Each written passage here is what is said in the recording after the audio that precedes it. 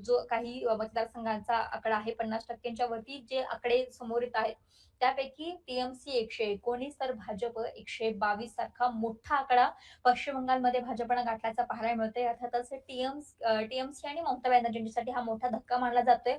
काँग्रेस या ठिकाणी काँग्रेसची खूप मोठी हार म्हणू शकतो, कारण की काँग्रेस फक्त 3 जागांवरती आघाडीवरती आहे. तर इतर जे काही ते पक्ष आहेत किंवा अपक्ष आहेत ते 3 जागांवरती आघाडीवरती आहेत. त्यामुळे कुठेतरी भाजपला कुठेतरी एक फायद्याची निवडणूक ही ठरली. भाजपने जे काही प्रचार केला होता, ज्या काही मुद्दे उपस्थित केले होते, ममता बॅनर्जी यांच्या नेतृत्वावरती जे काही प्रश्न उपस्थित केले होते, जी काही रणनीती आखली होती या पश्चिम बंगालच्या निवडणुकीमध्ये ती कुठेतरी फळाला येताना पाहायला मिळते आणि भाजपनं 122 सारखा मोठा आकडा गाठताना पाहायला मिळते. कुठेतरी बहुमत मिळेल का भाजपला ही देखील शक्यता आहे आणि बहुमत मिळाल्यानंतर पश्चिम बंगालचा जो काही चेहरा होता ममता बॅनर्जी यांचा तो मोडून काढण्यामध्ये भाजपला यश येते का हे पाहणं महत्वाचं असणार आहे. तमिळनाडू मधला फॅक्टर सुद्धा महत्वाचा ठरतोय. तमिळनाडूमध्ये टीव्हीके सारखा नवीन पक्ष, नवीन चेहरा, विजय तिरुचिरापल्ली सारखे अभिनेते जे आहेत त्यांना कुठेतरी यश मिळताना पाहायला मिळते आणि 74 सारखा मोठा आकडा. महत्वाचं म्हणजे डीएमके जी सत्तेमध्ये असणारी पार्टी आहे, जुनी पार्टी आहे, जुना पक्ष आहे, त्यांना मानणारा मोठा गट अजूनही तामिळनाडूमध्ये आहे.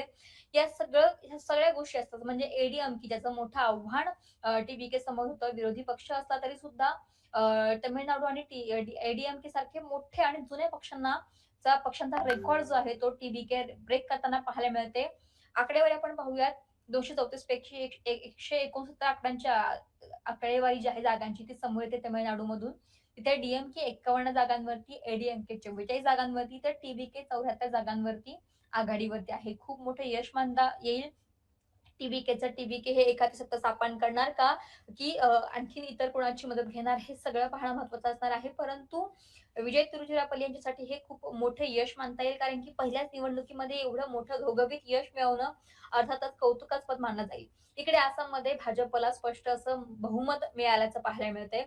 खूप मोठं यश भाजपला मिळालेलं आहे. कलानुसार भाजपला स्पष्ट बहुमत मिळतंय.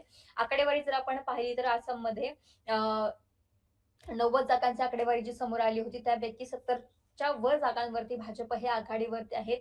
स्पष्ट बहुमत आहे भाजपला. तिथे सत्ता राहिलेली 126 जागांपैकी 90 जागांची आकडेवारी समोर येते. त्यापैकी भाजप 69 जागांवरती, काँग्रेस जे आहे ते 19 जागांवरती आघाडीवरती आहे. काँग्रेसला खूप मोठा फटका मानला जातोय. आसाममध्ये भाजप ही सत्ताधारी पक्ष होता. सलग 3 टर्म जे आहे ते भाजप स्पष्ट बहुमत इथं मिळवताना पाहायला मिळते. आणि आत्ताच्या निवडणुकीमध्ये सुद्धा भाजपला खूप मोठं यश या ठिकाणी मिळालेलं आहे.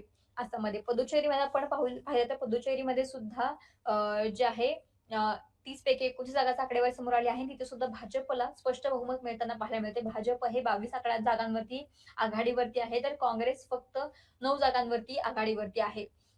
तर केरळमध्ये काँग्रेसला इतर ठिकाणी जरी आपण म्हणू शकतो की मतांचा आकडा गाठता आला नाही, परंतु केरळमध्ये काँग्रेसला स्पष्ट असं बहुमत मिळालेलं आहे. केरळमध्ये 140 जागांचा आकडा मतदारसंघासाठी मतदान झालं होतं. त्यापैकी काँग्रेसला 89 जागांवरती आघाडी मारल्याचं पाहायला मिळतंय. भाजप मात्र फक्त 5 जागांवरती आघाडीवरती आहेत. तर डावे पक्ष जे आहेत ते 46 जागांवरती, म्हणजे काँग्रेसला स्पष्ट असं बहुमत एका राज्यामध्ये का असेना मिळालेलं आहे. 89 जागांसारखा मोठा आकडा केरळमध्ये काँग्रेसनं गाठल्याचं पाहायला मिळतंय. आणि स्पष्ट असं बहुमत काँग्रेसला या ठिकाणी आहे. तर पश्चिम बंगालमध्ये पण पुन्हा एकदा पश्चिम बंगालमध्ये 123 सारखा मोठा आकडा भाजपनं गाठलेला आहे. आणि सारखा मोठा जुना पक्ष किंवा तळागाळापर्यंत पोहोचलेल्या पक्षाला कुठेतरी पिछाडून सोडलेलं आहे भाजपनं. आणि एकंदरीत पक्ष आहेत. डावे केरळम हरले असं देखील काँग्रेस आणि भारत डावे मुक्त होणार असं चित्र कुठेतरी केरळमध्ये आहे. केरळमध्ये काँग्रेसला 89 जागांचा मोठा आकडा या ठिकाणी गाठल्याचं पाहायला मिळतंय. नेहा काय सांगशील? निश्चितच. आणि केरळमध्ये जर का डावे बाहेर पडले तर मला असं वाटतं की महाराष्ट्राच्या माफ करा, भारताच्या एकूण राजकारणामधनच आता लेफ्टिस्ट जे आहेत तर ते थोडेसे बाजूला पडणार आहेत. आणि कारण लेफ्टिस्टची सत्ता सध्या फक्त केरळवरती होती, पण केरळमध्ये सुद्धा आता काँग्रेसने त्यांच्याकडनं हिरावण्याची तयारी सुरू केलेली आहे. त्यामुळे केरळमधल्या निकालामध्ये 46 जागांवरती, माफ करा, आता डावी आघाडी पुढे आहे. तर 89 जागांवरती आताच्या घडीला कलांनुसार काँग्रेस पुढे आहे. त्यामुळे केरळचा निकाल सुद्धा आता स्पष्ट होऊ शकतो पुढच्या काही तासांमध्ये. मला बोलायचं आहे परत एकदा पश्चिम बंगालवरती. आणि पश्चिम बंगालमध्ये आता भाजपने ज्या पद्धतीने काम केलेले आहे, सुवेंदू अधिकाऱ्यांवरती बोलायला हवं. आणि सुवेंदू अधिकाऱ्यांनी मागच्या काही वर्षांमध्ये म्हणजे जेमतेम त्यांना भाजपमध्ये येऊन 6 वर्ष झालेली आहेत. पण 5-6 वर्षामध्ये ज्या पद्धतीने हे सगळं चित्र पलटवलेलं आहे, तर एखादा माणूस जर पेटून उठला, तर तो काय करू शकतो, याचं हे खरं तर उदाहरण आहे. म्हणजे इतिहासामध्ये आपण गुरु-शिष्यांची अनेक उदाहरणं बघितलेली आहे आणि त्या दोघांच्या मतभेदामधून कशा पद्धतीने पार्टी स्प्लिट होतात किंवा त्यामधनं कशा पद्धतीने राजकारण होतं, हे सुद्धा आपण बघितलेलं आहे आणि अशीच गुरु-शिष्यांची जोडी होती ममता बॅनर्जी आणि सुवेंदू अधिकारी यांची. म्हणजे आंदोलनामधनं पश्चिम बंगालमध्ये जी काही आंदोलनं झाली तिथून त्यांचं खरं तर एकत्र काम करणं सुरू झालं आणि त्यानंतर ज्या पद्धतीने त्यांनी एकत्र काम केलं, ममता बॅनर्जींच्या सरकारमध्ये मंत्री म्हणून सुद्धा शुभेंदू अधिकारी होते. पण त्यानंतर ममतांशी खटका उडाला आणि पुढे काय झालं, सगळी स्टोरी मी तुम्हाला व्यवस्थित सांगते. खरं तर ममता बॅनर्जींच्या तृणमूल काँग्रेसमध्ये एक चांगला ताकदवान नेता म्हणून शुभेंदू अधिकारी यांना ओळखलं जायचं.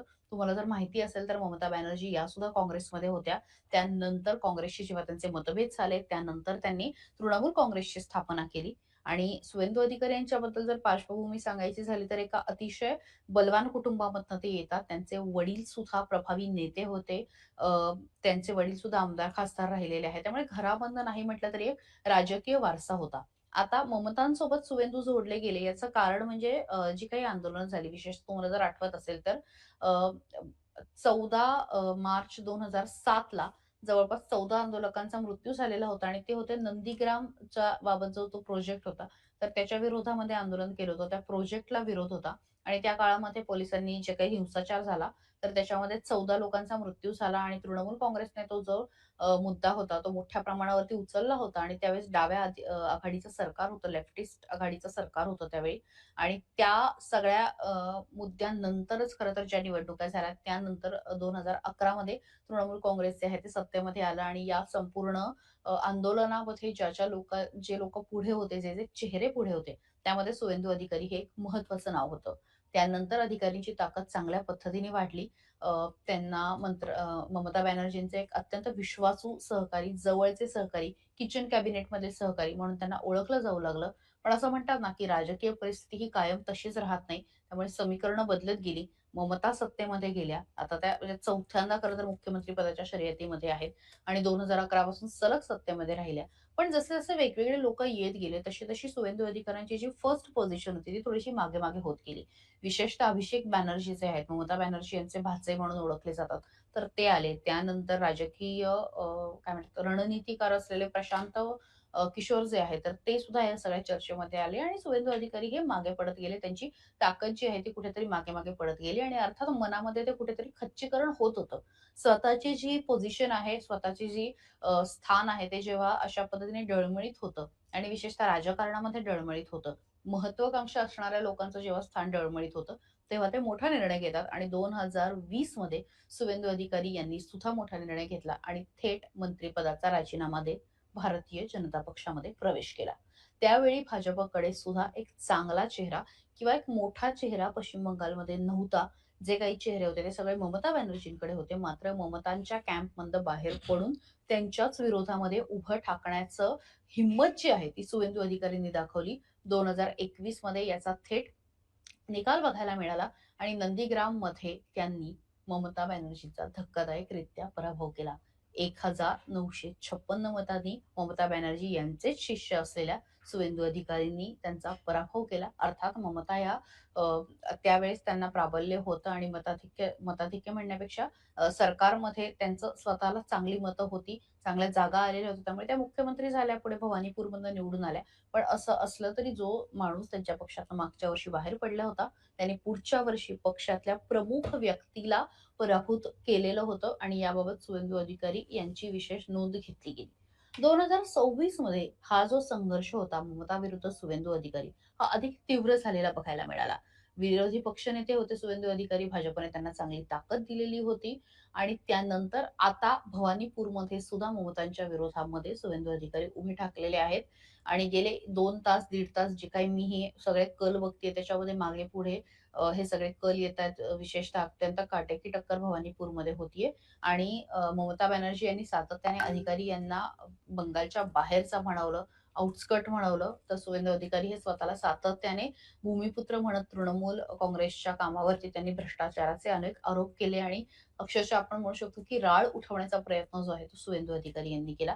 पश्चिम बंगालच्या भाजपमध्ये जर जिंकलं भाजप किंवा भाजपला ज्या पद्धतीने चांगल्या जागा मिळतात ते जर बघितलं, तर त्या सगळ्याचा चेहरा म्हणून शुवेंदू अधिकारी यांनाच त्याचं श्रेय मिळणार आहे.